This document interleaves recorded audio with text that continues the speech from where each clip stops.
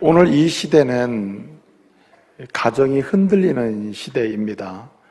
가정의 구성원들이 말 못할 이유로 아파하고 고통하는 시대입니다. 그래서 가정이 흔들리니까 지역사회나 공동체가 여러 가지로 상처를 입고 있는 시대이고 또 나라가 아픈 시대다, 이렇게 말씀을 드릴 수가 있습니다. 여러분, 가정은, 부부는 공동체의 가장 기초 단위에 속합니다. 부부, 가정. 가정의 기초 단위가 부부이고 가정은 사회에 존재하는 공동체의 기초 단위에 속합니다. 그래서 가정이 건강하면 지역사회가 건강해질 수 있는 것이고요. 또 지역사회가 건강하면 광대한 공동체가 더 건강해질 수가 있는 것이죠. 여러분, 가정의 건강성은 어디서 찾습니까? 여러 가지 기준을 중심으로 설명을 할 수 있지만 근원적으로는 부부의 건강에 있습니다. 부부가 영적으로나 육적으로나 또 관계적으로 건강할 때 그 가정은 어떠한 상황에 있더라도 건강한 가정으로, 행복을 경험하는 가정으로, 서로 신뢰와 사랑을 경험하는 가정으로 끊임없이 일어날 수가 있는 것입니다. 그래서 성경은 하나님의 가정들이 행복한 가정으로, 건강한 가정으로, 영적인 가정으로 세워지기를 소원하시고 주님은 그렇게 우리에게 말씀해 주시고 또 안내해 주시는 것이죠. 여러분, 오헬리의 크리스마스 선물 잘 알죠? 짐과 델라라고 하는 부부가 나오지 않습니까? 가난하잖아요. 부족하잖아요. 그리고 객관적 조건이 갖춰져 있지 않잖아요. 그럼에도 불구하고 이 짐과 델라 부부는 세상 속에 존재하는 어떤 부부보다도 행복한 부부다, 이런 이야기 하잖아요. 크리스마스가 다가올 때 가난하고 힘들고 살기 어려운 상황이지만 사랑하는 남편을 위하여 선물을 준비하는 아내, 선물 그 자체보다도 그 마음이 얼마나 소중한가를 그 오헬리는 이야기하는 거죠. 또 아내를 위하여, 아내를 신뢰하고 사랑하는 마음으로 선물을 준비하는 남편 짐, 그런 관계 속에서 이야기가 진행되지 않습니까? 짐이 사랑하는 아내 델라를 위하여 크리스마스 선물을 준비하고 싶은데 가진 돈이 없는 겁니다. 그에게 유일한 재산이 하나 있는데 시계입니다. 시계. 하도 오래 차서 손목 그 시계줄이 다 너덜너덜해진 그런 시계. 그 시계를 팔아서 사랑하는 아내의 금발머리, 아주 너무나 아름다운 금발머리를 다듬고 정리할 때 쓰는 예쁜 빗을 사줘야 되겠다. 그래서 그는 시계를 팔아서, 유일한 재산 시계를 팔아서 예쁜 빗을 삽니다. 이 예쁜 빗이 나의 사랑하는 아내의 아름다운 금발머리를 더 아름답게 하고 그 행복하게 해주기를 기대하면서 산 거죠. 사랑하는 아내 델라도 크리스마스 선물로 사랑하는 남편을 위해서 내가 좋은 선물하고 싶다, 그 마음이 신뢰와 사랑이 있는 거죠. 그래서 그는 시장에 갑니다. 생각하다가 그는 사랑하는 남편의 유일한 재산, 이 손목시계의 그 너덜해진 그 시계줄을, 예쁜 시계줄을 사서 해줘야지 하고 시계줄을 삽니다. 돈이 없기 때문에 그는 그의 유일한 재산, 모든 사람이 볼 때 정말 아름답다, 당신의 머리는 금발머리 너무 아름답다, 그래서 머리를 잘라서 팔아가지고 이제 시계줄을 삽니다. 그리고 크리스마스 선물을 준비해서 함께 들어오는데 남편도 만나고 아내도 서로 만난 겁니다. 이야기하는 거죠. 남편, 당신을 위하여 내가 보니까 필요한 빗을 사용해야 하는데 빗을 필요하게 사용할 수 있는 금발머리가 없어져 버린 거예요. 내가 당신을 위하여 당신의 머리를 더 아름답고 당신을 행복하게 해서 빗을 샀는데, 아내가 이러합니다. 당신이 나에게 주는 빗은 앞으로 내 머리를 계속해서 행복하게 할 거다, 내 마음을 기쁘게 할 거다, 머리는 잘한다, 걱정하지 말자, 사랑한다, 이렇게 얘기해요. 아내가 이야기합니다. 내가 당신을 위하여 시계줄을 준비했습니다. 여보 미안해요. 당신을 위해 선물을 사면서 시계를 팔았네요. 하면서 얘기합니다. 당신의 마음이 나의 모든 행복이다. 너무 사랑한다. 그래서 시계줄이 문제가 아니고 머리빛이 문제가 아니라 머리빛보다 시계줄보다 더 아름다운 사랑과 신뢰의 마음, 그것이 있을 때 부부는 행복하다 하는 이야기를 하고 있는 거죠. 여러분, 오늘 객관적으로는 부부요 가정의 프레임을 가지고 있는데 내부적으로 들어가면 정말 가정을 가정되게, 부부를 부부되게 하는 신뢰, 사랑, 존경, 위로가 있냐 말이에요. 사랑하기보다는 싫죠. 존경하기보다는 원망되죠. 그렇죠? 신뢰하기보다는 믿을 수가 없는 거죠. 이런 이야기가 내 마음의 이야기로 가득 차 가고 있지 않습니까? 이것이 슬픈 일이라는 이거죠. 이러한 가정들과 이러한 부부가 늘어날수록 사회는 문제가 되고 교회는 건강성을 잃게 되는 겁니다. 오늘 주님은 우리에게 말씀하시는 거예요. 정말 내적으로 병들어가고 있는 이런 상태에서 근원적으로 하나님이 기뻐하시는 은혜의 자리로 은혜의 부유함을 경험하며 행복한 부부요, 행복한 가정이요, 건강한 가정이요, 또는 지역사회와 나라와 민족과 교회를 건강한 교회로 공동체로 세워가는 근원적인 힘이 되는 건강한 부부, 행복한 부부가 될 것을 주님은 요청하시고 말씀하고 있는 것입니다. 그런 부부가 되려면 어떻게 해야 하느냐는 거죠. 여러분, 시대는요 우리로 하여금 이렇게 좋은 부부, 믿음의 부부, 건강한 부부, 건강한 가정을 이루도록 사회 환경 자체가 그렇게 지지하는 환경이 아니에요. 도와주는 환경이 아니다. 사람들 누구도 우리 부부가 행복하도록 도우려고 전심으로 우리를 도울 사람이 없다는 겁니다. 여러분, 세상은 시험으로 존재해요. 그래서 시험을 보는 거에 의해서 결과가 나오고 결과에 자기 인생이 만들어집니다. 인간이 타락한 이후에 세상에는 두 가지 시험이 존재했습니다. 하나의 시험은 끊임없이 사단과 사단의 종로를 타는 세력이 악하게, 죄악에, 더러움에, 하나님이 싫어하는 자리에 빠지도록, 깨어지도록, 좋은 게 깨어지도록 하는 악한 시험이 존재하고, 또 하나는 보다도 선하고 보다도 아름답고 보다도 건강하게 되도록 돕는 선한 시험이 존재합니다. 그 성경을 보게 되면, 특별히 신약 성경을 보게 되면 두 동사가 존재하는데, 하나는 도키메, 하나님께서 하나님의 백성들로 하여금 믿음의 가정을 세우고 믿음의 공동체를 세우고 선하고 아름다운 믿음의 부부로 나아가도록 하는 그런 시험, 선한 시험, 도키메라는 말이 있습니다.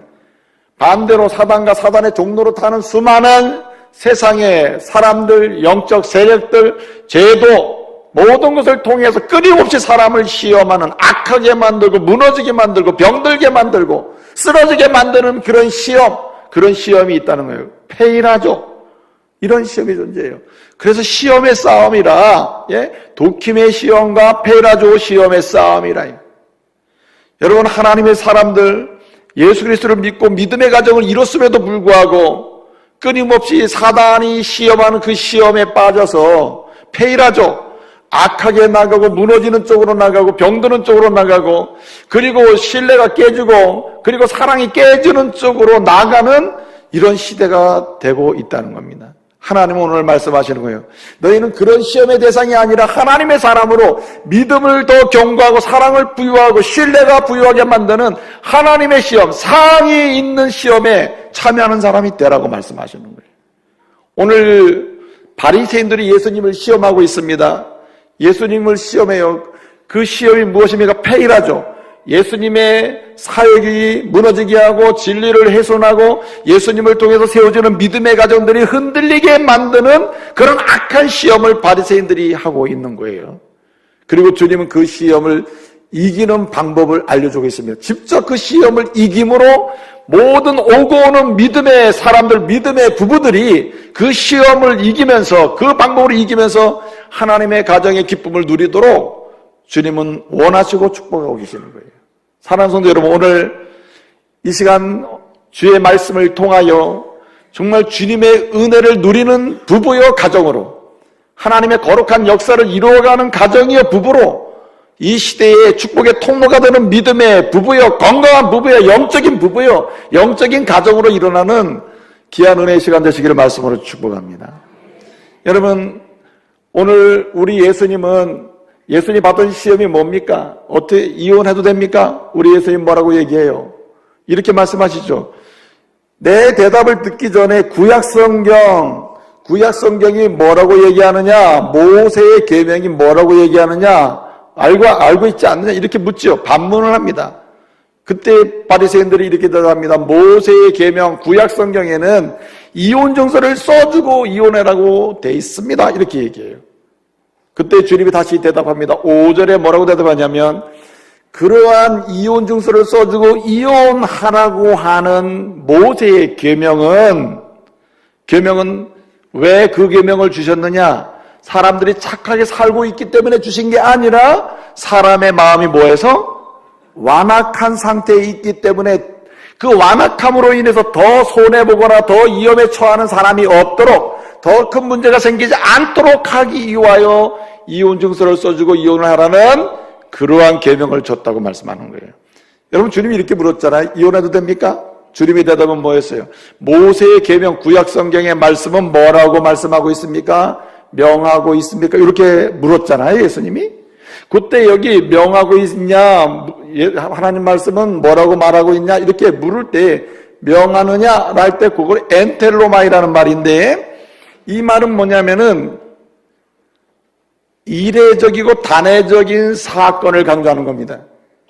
무슨 얘기냐면, 보편적 명령으로 모든 사람에게 열려있는 게 이혼이다, 이런 말씀으로 준 게 아니라 특별한 상황에서 특별한 위기 속에 있는 사람에게 제한적으로 허용된 계명이 뭐라고요? 이혼 계명이라는 거예요. 그런데 이것이 뒤바뀌었다는 겁니다. 뒤바뀌었는데 지금 예수님의 말씀이에요. 그런데 이걸 가지고 예수님을 시험하고 있단 말이에요. 이혼을 해도 됩니까? 말아도 됩니까? 이러고 있다는 거예요. 근데 예수님이 이제 이 말씀을 하신 이유는, 모세의 이혼 증서를 써주는 이혼 계명은 보편적으로 오고 오는 세대들에게 모두에게 이혼이 열려있다는 걸 말하는 게 아니고, 특별한 상황과 특별한 제한 속에서 특별한 위험 속에 빠진 사람을 이유하여 이혼의 계명을 제한적으로 줬다는 거예요. 그러면 이 말은 뭐냐, 쉬운 말로 하면, 요즘 이제 5월 되면 좀 피곤하고 졸려요. 그래서 이제 아주 앉기만 하면 막 이렇게 눈이 감고, 저도 여기 이렇게 서 있으니까 안 졸지, 여기 잠깐 기도합시다 그래서 장로님이 기도 약간 좀 길게 하시잖아요. 그럼 막 그러니 여러분 얼마나 피곤하시겠어요. 이해는 합니다만은 용납이 안 됩니다. 자, 그런데 예수님이 하시고자 하는 말씀은 이거예요. 그 질문에 대해서, 이 시대는 지금 어떤 상황이냐, 진리를 악용하고 있다는 겁니다. 제한적으로 위급한 상황에서 제한적으로 단회적으로 준 계명을 보편적 계명으로 만들어 놓고 사람들이 사용하려고 하는 그런 욕망에 빠져 있다는 거예요. 한마디 이런 얘기예요. 결혼 생활을 한다 이거죠. 이제 하나님의 은혜로 부부가 됐단 말이에요. 부부가 됐는데 사람들 마음에 뭐가 자리 잡고 있냐면, 이런 진리, 잘못된 진리가 자리 잡히는 거예요. 모세의 계명 중에 이혼을 하라, 이럴 때 이렇게 해라 한 그 계명이 잘못 자리를 잡고 있다, 마음속에. 결혼 생활을 이제 막 시작했으면서도 뭐라고 생각하냐면은, 말은 안 해요. 말은 안 하죠. 안 하면서 살다가 해다 안 되면 다 같이 시작, 이혼해버려. 참다 안 되면 헤어지면 되지. 결혼 생활을 막 시작하는 사람들 가슴 속에도 어떤 진리가 악용돼서 이렇게 쫙 진리로 씹어져 있냐면, 믿음이 있는 거예요. 믿음이. 살다가 안 되면 헤어지면 되고, 해다가 안 되면 떨어지면 되고, 뭘 걱정이냐, 걱정을 안 하는 거예요. 그런 마음으로 사니까 계속 싸우는 겁니다. 왜냐하면 여기에는 신뢰와 사랑이 이미 깨졌어요. 이게 사단이 심어주는 잘못된 믿음이라는 거예요. 이 잘못된 믿음을 치유받고 회복하지 않으면, 고치지 않으면 하나님이 기뻐하시는 건강한 부부, 영적인 부부, 주님의 위로와 은혜가 있는 부부, 사랑과 신뢰와 존경이 있는 부부로 나아갈 수가 없다 이 말이죠. 자녀를 낳아도 자녀를 건강성이 있는 아이로 키우기가 힘든 가정 상황이 계속될 수밖에 없다는 겁니다. 여러분 회개하십시오. 여러분 부부생활 좀 하다 보면 싸울 수도 있죠. 뭐 싸웠다면 헤어지자는 사람 있죠. 왜? 예? 싸웠다면 아예 그냥 입에 달고 사는 사람이 싸웠다면은 나 당신은 못 살겠어요. 요즘은 여성들이 무서워요. 그래서 헤어지자를 거고 겁난다니까. 예? 그냥 요즘은 프로테지로 여성들이 못 살겠다고 하는 경우가 더 많다는 거예요. 과거에는 남자들이 막 그냥 힘으로 난 너랑 안 살아 막 이랬다는데 요즘은 여성들이 더 많다는 거예요. 그게 그런 말이 어디서 나옵니까? 그런 말이 당신의 가슴속 깊은 곳에 진리가 악용돼서 잘못 심어진, 잘못된 사단이 심은 잘못된 믿음이 그런 말을 자연스럽게 하게 만든다. 어떤 위기 상황이 오거나 불편한 상황이 오면 헤어지면 되잖아. 이렇게 얘기한다는 거예요. 제가 알기에는 우리 중부교회 성도는 한 명도 그런 사람 없지만은 강남에 가면 많아, 강남에 가면. 아무리 큰 교회 다니고 무슨 뭐 지식이 있고 무슨 훈련을 많이 하면 뭐합니까? 가슴에 잘못된 진리를 믿고 사면 안 되는 거예요. 주님은 이것을 고치라고 얘기하는 겁니다. 그러면 대답해 주는 거예요. 그 계명은 사람의 마음이 완악하기 때문에 완악함 속에서 나오는 더 큰 위험을 막기 위하여 그 계명을 줬다는 거예요. 무슨 말이냐면요. 모세 계명이 주어질 당시에 이스라엘 사람들의 상황이 그래요. 여성들은 남성의 소유 또는 재산으로 취급되던 시대입니다. 그러니까 결혼을 하잖아요. 결혼을 하는데 남자가 말해요. 살기 싫다, 뭐하다 이런 식으로 해가지고 그냥 버리면은 이 여자가 다른 데 가다 재혼을 할 거 아니에요. 여성이 혼자 살기 어려운 시대입니다. 지금은 여성이 혼자 더 잘 살잖아요. 그렇죠? 남자는 못 살아도. 그렇죠? 그런데 그 당시에는 여성이 어디 가서 일할 수 있는 그런 독립적으로 뭐 할 수 있는 그런 시대가 아니에요. 남성에 의해서 경제가 지탱되는 시대입니다. 그렇기 때문에 남성이 자기 마음에 안 든다고 여성을 그냥 버리잖아요? 그러면 이 여성이 버림받았으니까 누군가와 살아야 되잖아요. 다른 남자랑 결혼한단 말이에요. 그러면 살고 있는 걸 보다가 너무 버릴 때는 몰랐는 남들하고 사는 걸 보니까 너무 아쉽단 말이야. 버린 사람이. 죄송합니다. 그런 마음이 들 수도 있잖아요. 내가 버릴 때는 별거 아니었는데 딴 사람이 사는 거 너무 이거 기가 막히단 말이에요. 그래서 주장하는 거예요. 이 여자 원래 내 아내인데 어떻게 저 여자 저렇게 사느냐 하면은 이 여자는 간음죄에 걸려가지고 사형에 처해지는 사회적 상황이 있습니다. 그러니까 이렇게 버리고 나도 이혼 증서 안 주면 어떻게 되겠어요? 이건 자기 멋대로라. 이혼 증서 안 주면은 언제는 내 부인, 언제는 아니다고 했다가 자기 멋대로 하는 거 아니에요? 그런 사회적 약자가 누구냐면 여성이 약자라, 여성이. 이런 인간의 악한 남성의 그 악한 마음이 언제는 내 아내, 언제는 내 아내 안 했다가 이렇게 해가지고 자기 멋대로 하는 악한 마음에서 나오는 거 아니에요? 그 사람의 마음의 완악함 때문에 누가 위험에 처하는가? 연약한 여성이 위험에 처한단 말이에요. 그러므로 이혼을 정말 한다면 당신이 이 여자를 그런 상황에 처해 만든다면 어떻게든 이혼증을 하시 써주면 이 여자가 어디 가서 그 가지고 다니다가 저 여자 내 아내 이렇게 하면 당신이 이거 써줬잖아 이렇게 얘기해서 자기를 지킬 수가 있다 이 말이에요. 그래서 한시적 제한적으로 주는 겁니다. 그게. 그러니까 연약한 마음에서 악한 마음에 더 나쁜 짓을 하게 되니까 이것을 막기 위하여 이혼 증서를 써줘라 이런 말씀을 주셨다는 얘기예요. 그런데 이것을 보편적으로 이혼하려면 이혼 증서만 써주면 된다 이렇게 해석하는 게 그 마음에 뭘로 바뀌었냐면 이혼은 모든 사람에게 열려 있다고 본 겁니다. 여러분 사랑하는 성도 여러분, 인생을 살다 보면 마음대로 안 되고 내 뜻대로 하고 의지와 상관없이 내 상황이 벌어질 때가 한두 번이 아니에요. 여러분 얼마나 눈물 흘리며 여기까지 왔습니까? 그렇죠? 얼마나 고통하는 가운데 여기까지 왔습니다. 여러분들이 하나님의 이로가 아니면 여기까지 견디면 올 수 있었겠어요? 감당이 안 됐잖아요. 여러분 오늘 이 순간까지 여러분의 가정 상황이나 부부 상황에서 여기까지 오게 하신 하나님의 은혜 가운데 오늘 이후에 건강한 부부로 나가는 은혜가 있기를 말씀으로 축복합니다. 주여, 지금부터 우리 부부가 영적인 부부가 되게 해주십시오. 힘 있는 부부가 되게 해주십시오. 신뢰하는 부부가 되게 해주십시오. 사랑하는 부부가 되게 해주십시오. 오늘 이후로 우리 부부가 사는 동안에 우리 부부와 함께하는 가운데 자라나는 내 아들, 딸이 이 시대에 필요한 인물로 자라는 최고의 환경, 최상의 환경이 우리 부부의 환경이 되게 달라고 이렇게 기도하시길 바랍니다. 그래서 오늘 말씀을 귀담아 들으셔야 돼요, 여러분들이. 각오를 묻지 마시고 오늘 주님이 주신 말씀을 오늘 우리 부부에게 내가 어떻게 적용할고 그런 마음으로 말씀을 사모하시기를 말씀으로 축복합니다.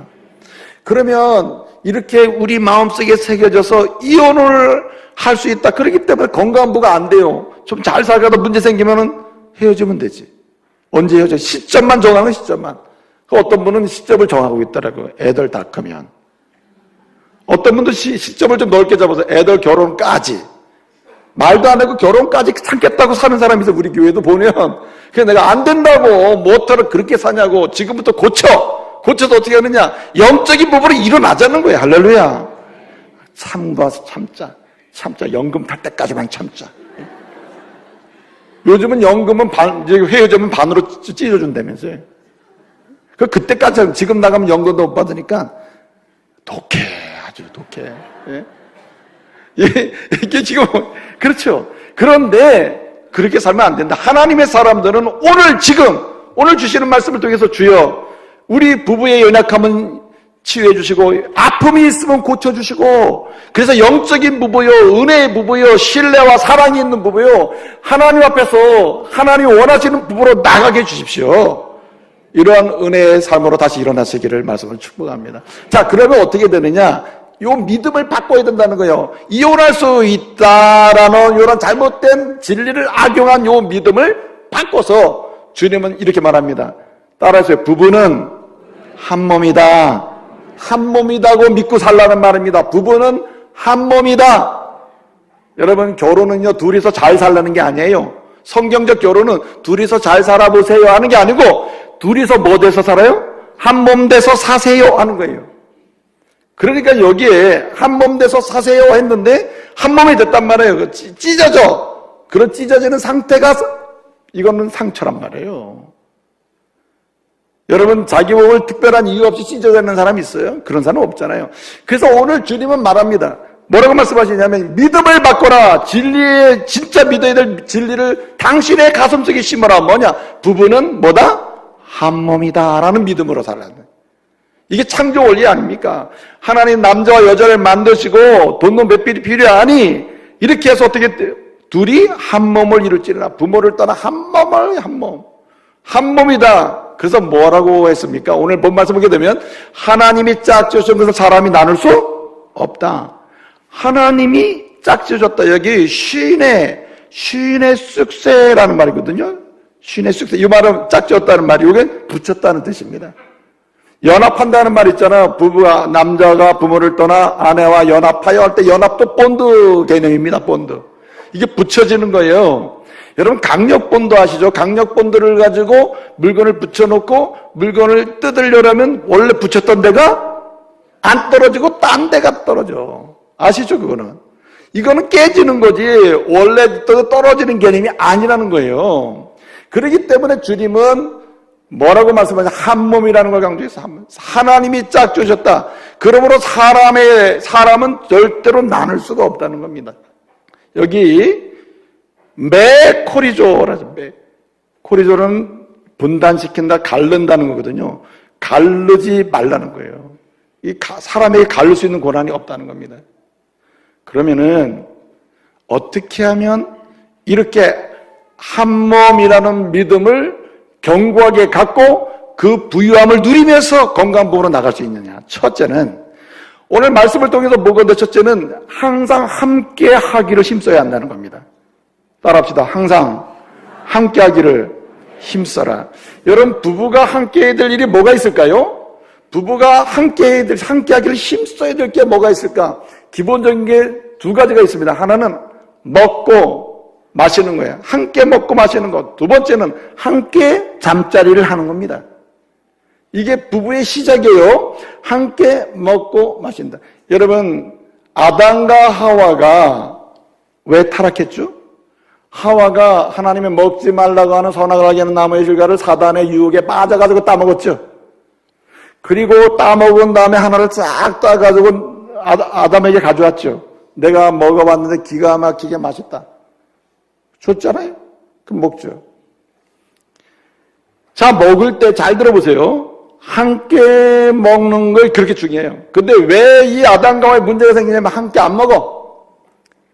오늘 그게 점심인지 아침인지 뭐 모르겠어요. 여튼 선악과를 따먹게 된 날이 아침 시간이 점심시간 저녁 시간인지 언제 먹을 시간에 아담과 하와를 이렇게 유혹해서 사단의 유혹을 받았는 시점은 잘 모르겠지만 어떻든 하와가 혼자서 따먹었다는 게 문제가 되는 거예요. 둘이 있었으면 절대로 안 속았을 줄도 몰라요. 왜 그래? 하나님 따먹지 말라 그랬는데. 서로 얘기해 줄 수 있죠? 얘기해 줄 사람도 없는 겁니다. 혼자 먹으니까. 예? 그렇잖아요? 성경은 창세기부터 요한계시록까지 쭉 보면은 빠짐없이 나오는 단어 중에 하나가 잔치입니다.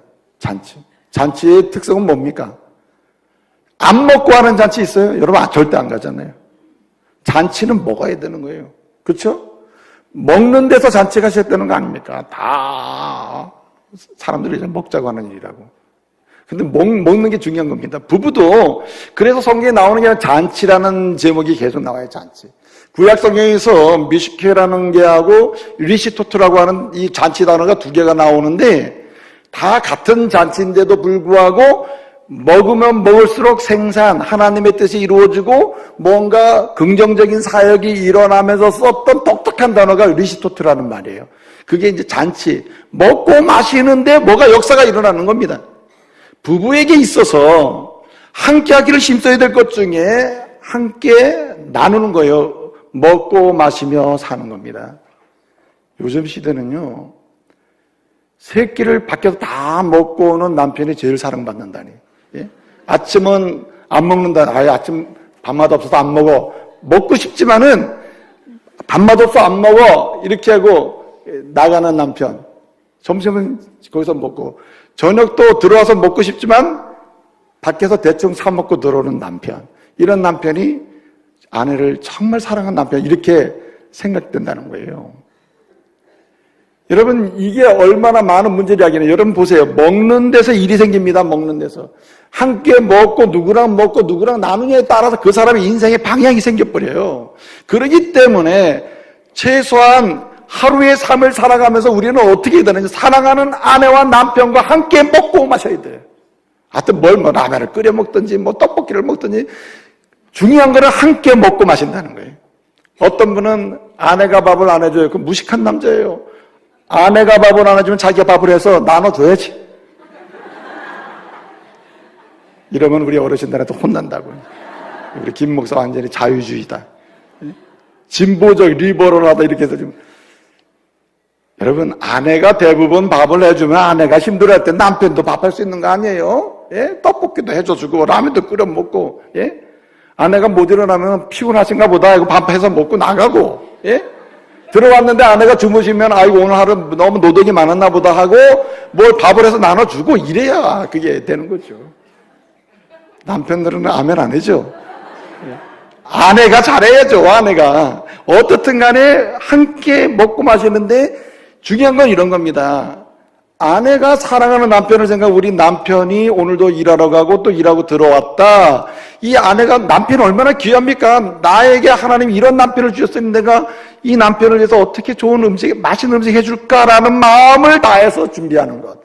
남편도 아내를 위해서 뭔가 사랑하는 마음을 준비해서 주는 것. 그것이 중요하다는 거죠. 먹고 마시는 게 중요하다. 그래서 성경을 보게 되면 여러분 요한복음도 보게 되면 주님이 주되심을 증거하는 첫 번째 기적이 뭡니까? 가나 혼인잔치 아니에요. 혼인잔치. 여러분이 부부생활을 어떻게 시작했습니까? 잔치로 시작되는 거 아니에요? 잔치로.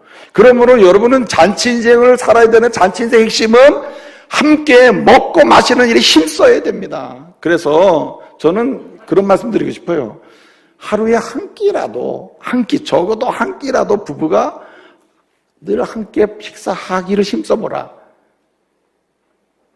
어떤 분 그래요. 할 말도 없는 쳐다보고만 먹기 힘들다고. 너무 슬픈 거 아니에요? 예? 그러면 뭐 그냥 보고 뭐 머리가 뭐 이쁘다고 그러든지 뭐 눈이 이쁘다 그러든지 예? 아니면 뭐 볼이 이쁘다 그러든지 밥 먹는 것도 왜 이렇게 이쁘냐고 멋있냐고 자꾸만 얘기하든지 예? 계속 맛있다고 하면서 먹든지 예?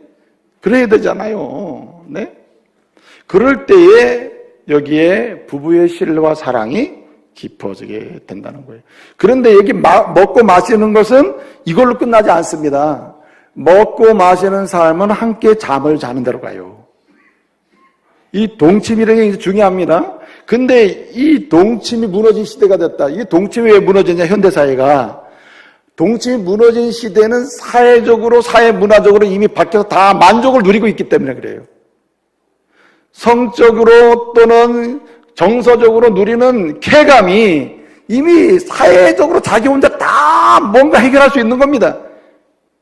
어떤 분들은 나는 정기적으로 야동을 본다는 분이 있어요. 정기적으로 하루에 몇 편씩. 그러니 거기서 무슨 사랑과 신뢰가 있는 동침이 일어날 수 있겠어요. 이게 악한 거 아닙니까? 그래서 하나님의 사람들은 아내와 남편을 기준으로 해서 함께 먹고 마시며 동침, 함께 할 수 있는 사람이 돼야 한다 이 말이죠. 근데 이 동침이라는 게 성적 결합이라는 게 육체적 결합으로 잠시 잠깐 일어난 일이 아니에요. 성경에서 말하는 이 동침은 단회적 사건의 의미를 두지 않습니다. 그러면 어떻게 연결되느냐? 먹고 마시며 일하죠. 여러분 아침 식사하면 밖에 나가서 일하죠? 일을 왜 합니까? 일을 궁극적인 것은 하나님의 나라가 건설되고 지역사회 공동체가 건설되는 겁니다. 그런데 일의 시작은 당신의 사랑하는 아내를 위하여, 자녀를 위하여, 남편을 위하여, 우리 가정을 위하여 일하는 거예요. 그 마음이 얼마나 깊습니까? 오늘 내가 일하기 싫어, 나가기 싫어. 그럼에도 불구하고 사랑하는 아내와 사랑하는 자녀와 사랑하는 가정을 생각하면 힘이 나서 나가서 일하는 거죠. 그리고 노동을 하고 힘써서 애쓰고 때로는 상대하기 싫은 사람도 상대합니다. 왜? 사랑하는 아내를 위하여, 사랑하는 가정을 위하여, 남편을 위하여. 그런 가운데 일하고 저녁에 들어와요. 다시 식탁 교제를 해요. 식탁 교제하고 서로 사랑을 고백해요. 그리고 다시 잠자리로 들어가요. 그 에너지가 다시 하루의 삶을 시작하게 하고 하루를 마감하면서 함께해요. 함께 손을 잡고 눕는다는 자체가 하나님의 사람으로서, 하나님의 부부로서 영적인 정서를 익혀가는 통로가 된다는 말입니다. 여러분 이 시대에 어떤 분들은 이 부부의 삶 자체를 무기로 사용하는 사람도 있다고 그래요. 무기. 오늘 당신 나한테 그래봐. 며칠 동안 당신하고 잠 안 잘 거야. 이래가지고 이 남편을 그냥 그걸 무기로 삼아가지고 남편을 아주 스트레스 받게 하는 사람이 있다 이거죠. 우리 중국에는 그런 분은 없습니다만은 현대사회가 그런 식으로 변해가고 있다 이거죠. 전인격적으로 서로 함께 먹고 마시며 함께 잠을 즐기고 그래서 새로운 하나님이 주는 에너지를 통해서 삶을 살아가는 그 기본 구조를 깨주고 이게 전부 단절시켜 놓은 겁니다. 따로 생각하는 거죠. 연결된 상황에서는 그렇게 될 리가 없죠.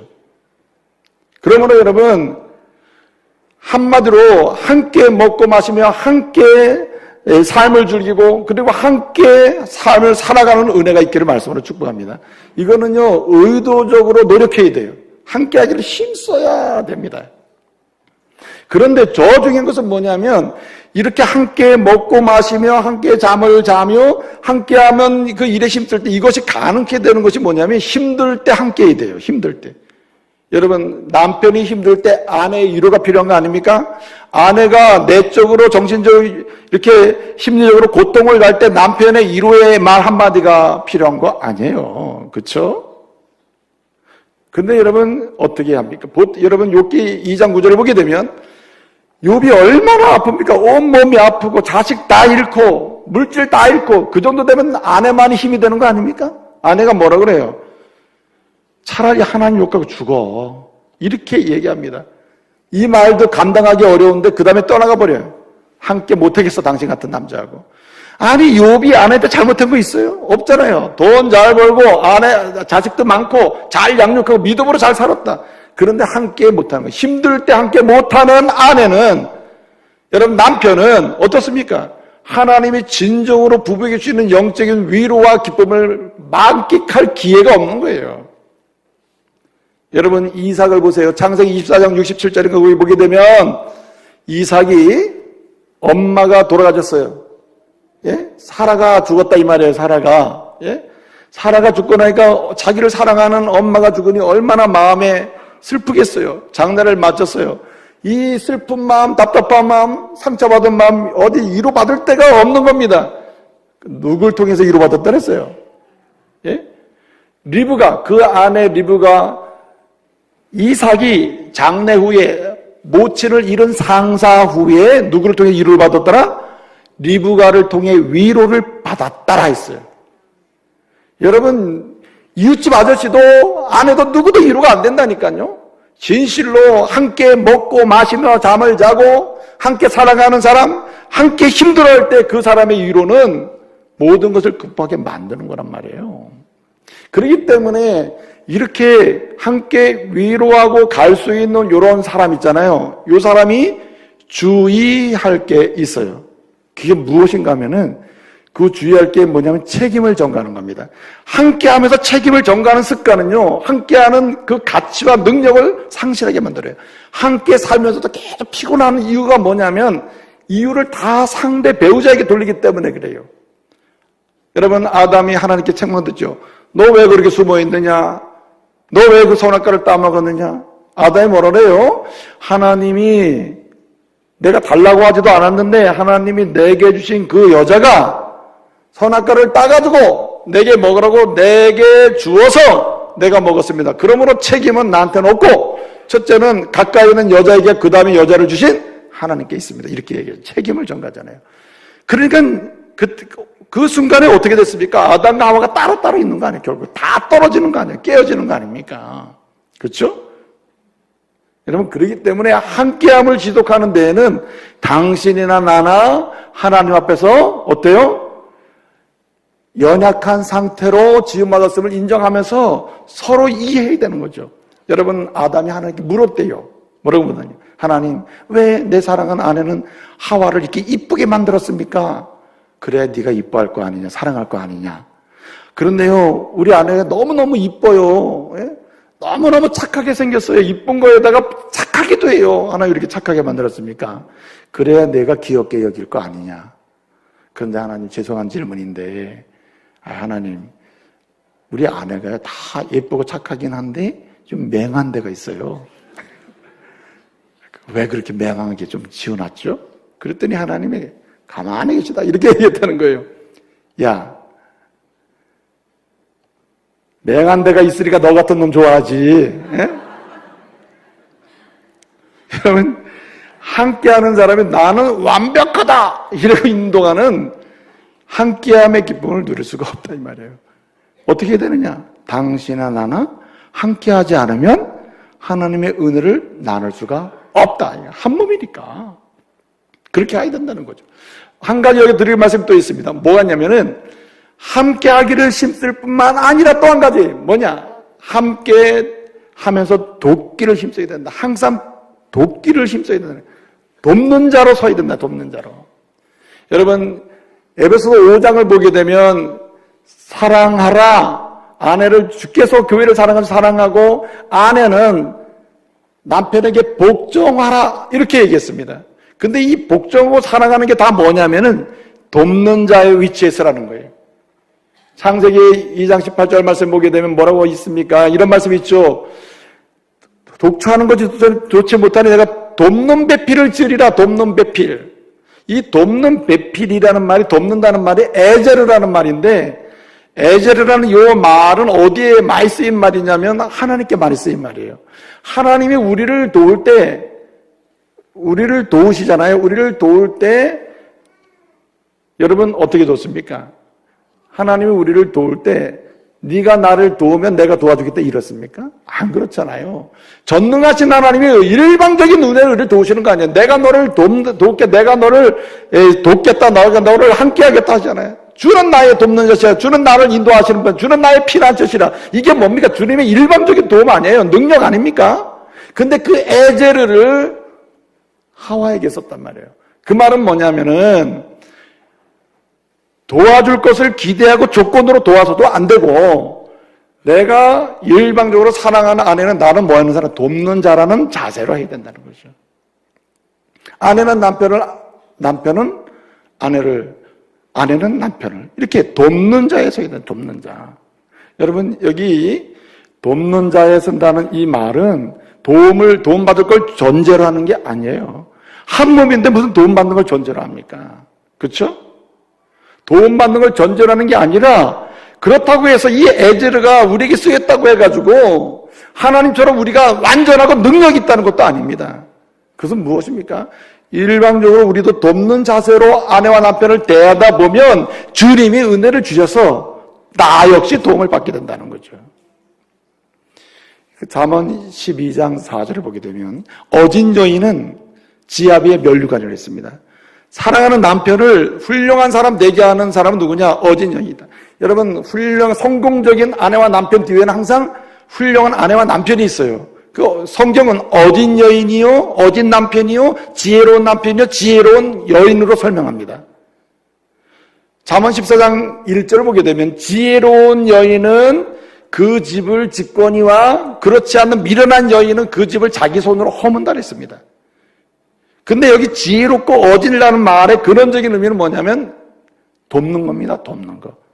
그렇게 진정으로 돕는 사람은 상대를 영광스럽게 만들어 놓는다는 거죠. 근데 한 몸이기 때문에 지아비가 영광스럽게 되면 나도 영광스럽게 된다는 거죠. 남편의 집이 세워지면 내 집도 세워지는 거라 이 말이죠. 그렇기 때문에 돕는 자로 서야 된다. 그럴 때 여러분 우리가 항상 기억해야 될 게 무엇입니까? 기억해야 될 중요한 것 중에 하나가 경계해야 될 게 뭐냐면은 나는 돕는 자인데 나는 너보다 낫다는 이게 안 된다는 거죠. 나보다 내가 낫다 이것도 안 됩니다. 그럼 어떻게 되냐? 당시에 나나 연약하다는 걸 시인해야 된다는 거죠. 어떤 할머니 할아버지가요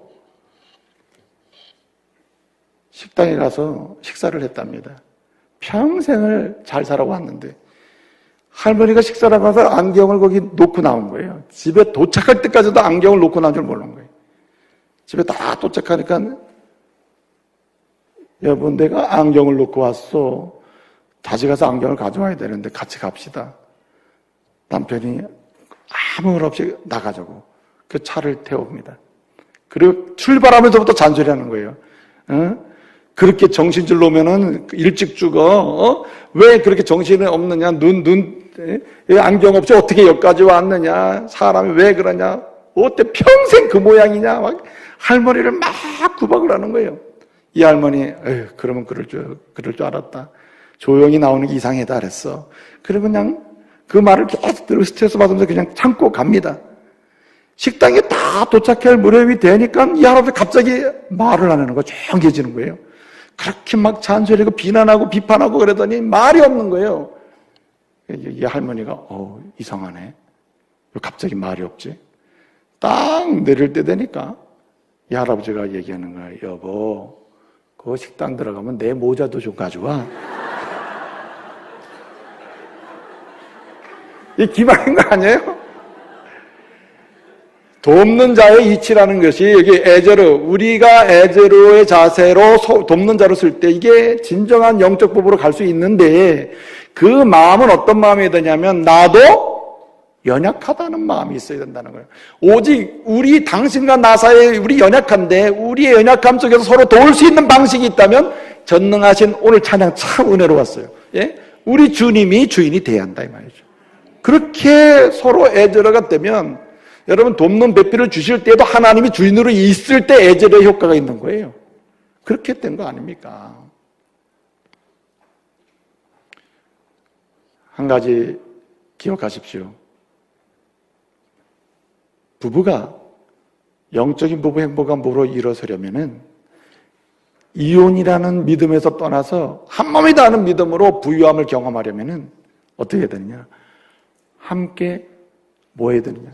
한 소망을 갖기를 힘써야 된다. 한 소망으로 나가야 된다. 소망으로. 아모스 3장 3절을 보게 되면 부부가 말이에요.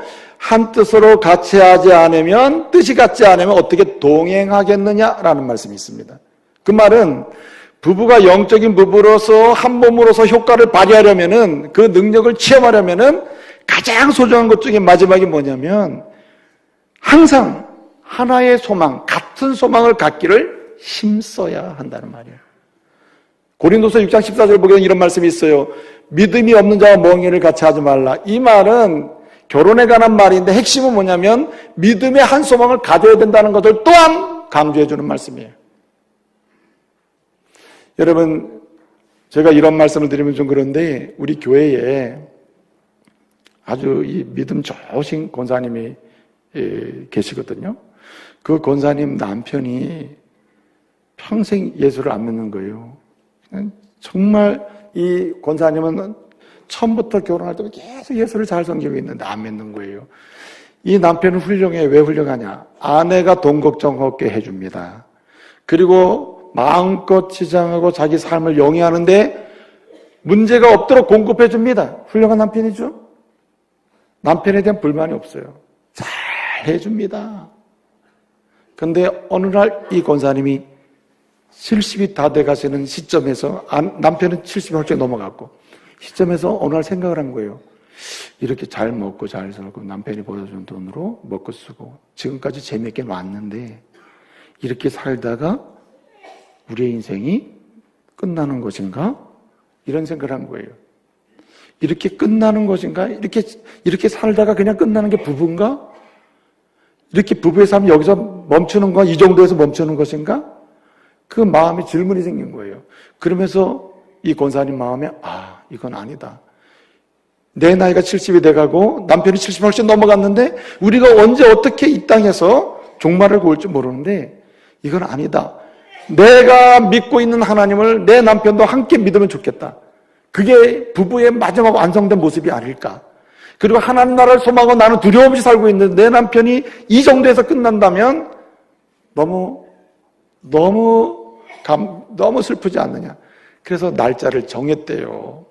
유럽 여행을 끊었대요. 그래서 10몇 박자를 끊었답니다. 그래서 날짜를 정해서 여행 중에 며칠 밤을 딱 정한 거예요.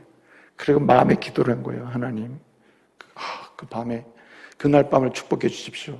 여행을 해서 그날 밤에는 할 일이 없잖아요. 여행 중에는. 그날 밤에 주님이 기회를 주십시오.